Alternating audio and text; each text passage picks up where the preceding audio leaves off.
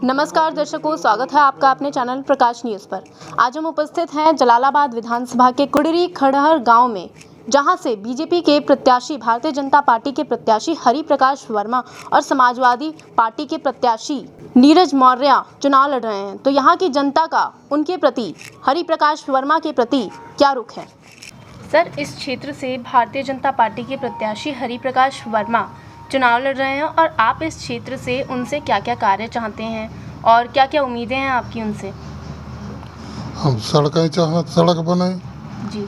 सड़कें नहीं है, जाने आने में बहुत सुविधा होती, कोई वाहन सड़क से हमारे मकान पास नहीं आ रहे हैं, नालियाँ भी नहीं है, शौचालय भी एक भी नहीं है,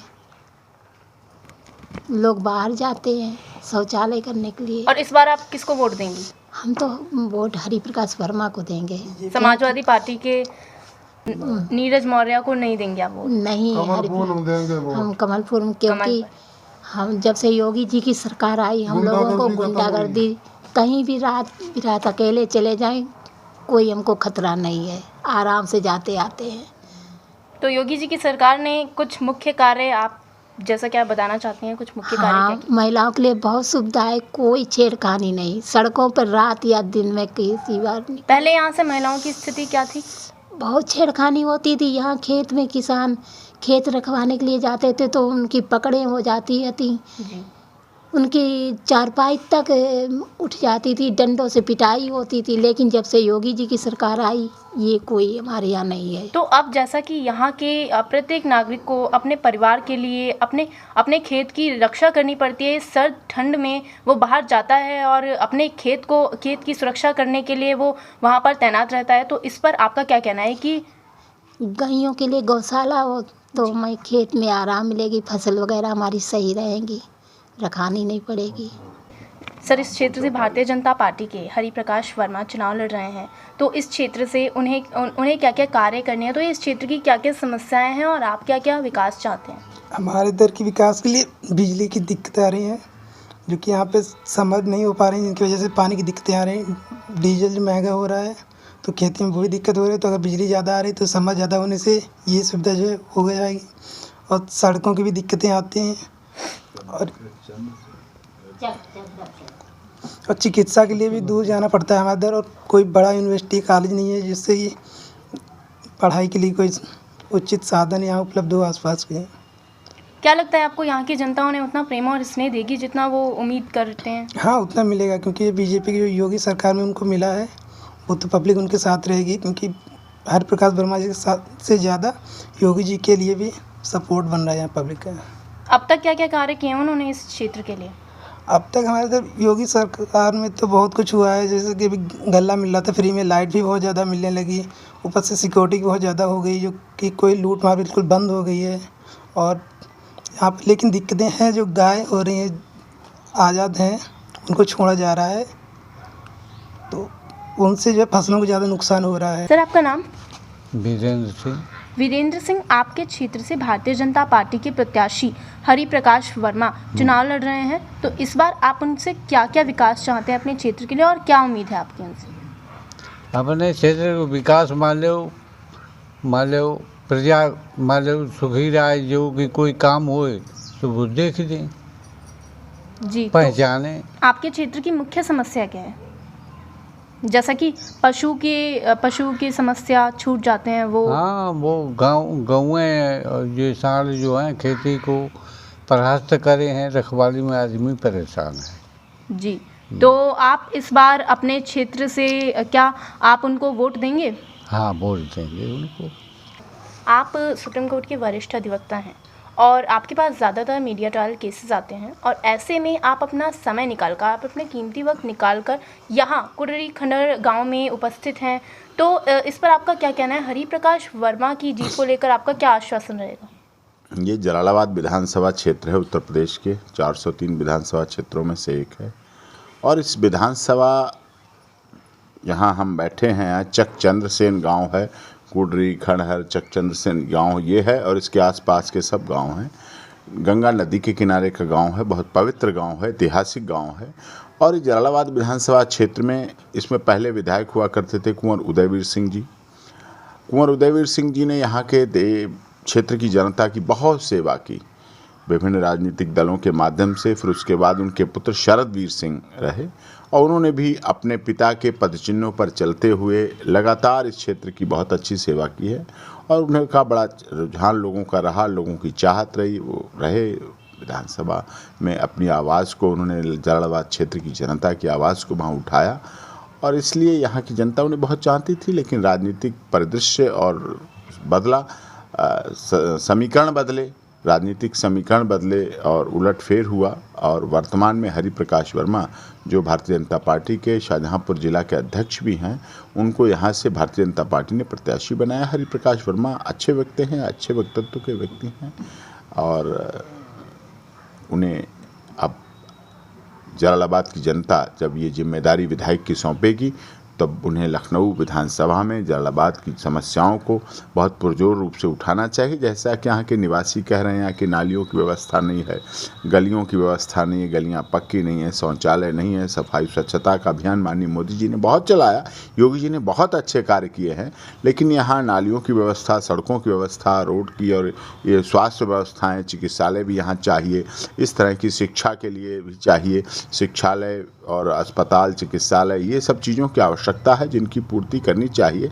वैक्सीनेशन अच्छा हुआ है, राशन वितरण अच्छा हो रहा है, ये चीज़ें बहुत अच्छी हैं और योगी जी की सरकार से खुश हैं।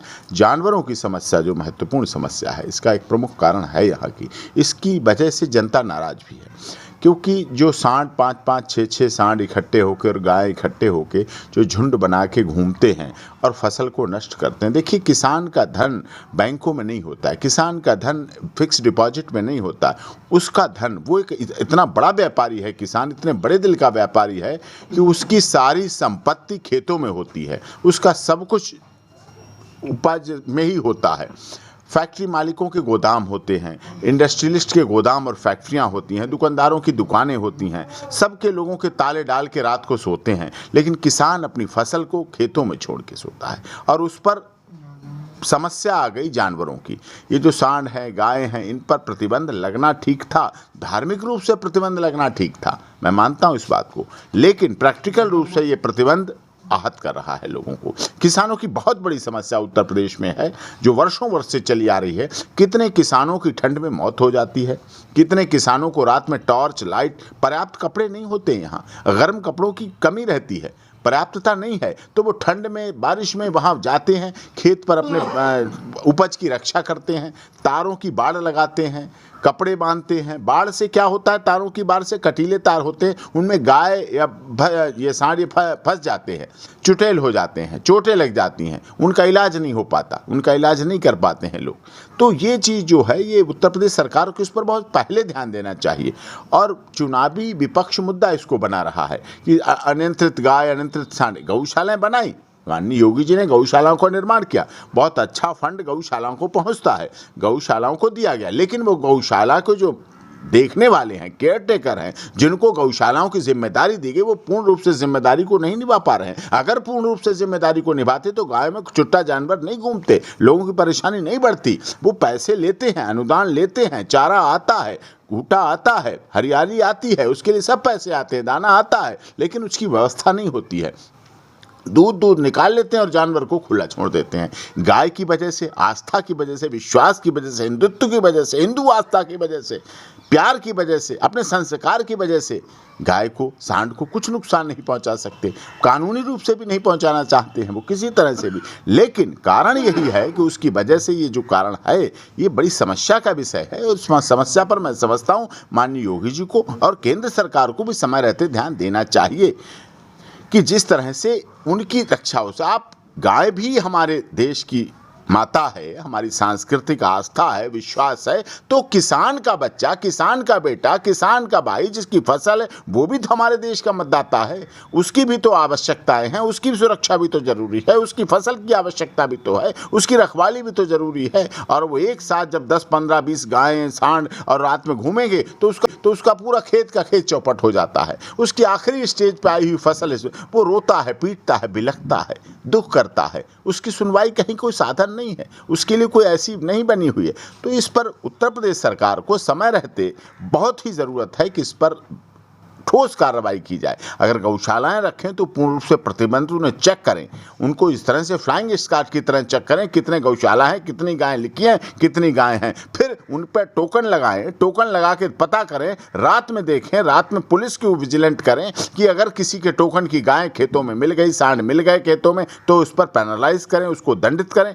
और एक इससे बड़ा सुझाव मैं दूंगा उत्तर प्रदेश सरकार को कि गाय के गोबर, गाय के मूत्र तक को रामदेव जी ने अपनी बिजनेस में जोड़ा और दवा है, औषधि है, क्योंकि गाय का प्रत्येक गुण है, उस पर हाथ फिराएंगे आपका ब्लड प्रेशर कम हो जाएगा, मूत्र का उपयोग करेंगे आपकी विभिन्न बीमारियां दूर हो जाएंगी, गाय के दूध का उपयोग करेंगे आपकी विभिन्न बीमारियां दूर हो पाएंगी। तो गाय में देवता भी बसते हैं, गाय में औषधियां हैं, गाय का दूध औषधि है, मेडिकेटेड है, वो दूध नहीं है, वो तो दवा है एक तरह से। तो ऐसे में उसके गोबर की भी उपयोगिता है। अगर उत्तर प्रदेश सरकार गाय सांड इनके गोबर को खरीदना शुरू कर दे, प्रत्येक गाँव में खरीदना शुरू कर दे, तो लोग उसको खूंटे पर बांधेंगे, और जब खूंटे पे बांधेंगे तो चारा भी देंगे, उसको उपयोगी हो जाएंगे, उसको पैसे से जोड़ लेंगे कि हमें तो, हमारा तो गोबर बिकेगा, हमारा तो गोबर जाएगा, तो उसका जीवन भी बचेगा, उसको सुरक्षा भी मिलेगी, किसान की फसल भी बचेगी, और उत्तर प्रदेश सरकार पर बदनामी का टोकरा भी खत्म होगा। उनको ये झेलना पड़ रहा है, उत्तर प्रदेश सरकार को मतदाताओं का ये रवैया उन्हें दुखी करता है।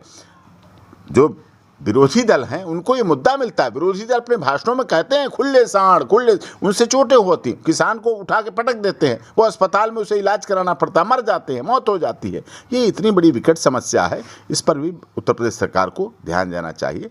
जलालाबाद बहुत ऐतिहासिक सीट है और आप लोग भी यहाँ आए हैं, विजिट कर रहे हैं, देखिए आप यहाँ की समस्याओं को, ग्राउंड जीरो की रिपोर्टिंग पत्रकारिता में बहुत अच्छी चीज़ होती है, उस पर आप देखें और प्रयोग करें, बहुत अच्छी बात है। धन्यवाद सर, हमें अपना कीमती वक्त देने के लिए। प्रकाश न्यूज़, रोशनी सच की। ऐसी तमाम अपडेट्स पाने के लिए हमारे चैनल प्रकाश न्यूज़ को लाइक, सब्सक्राइब तथा शेयर करना ना भूलें। धन्यवाद।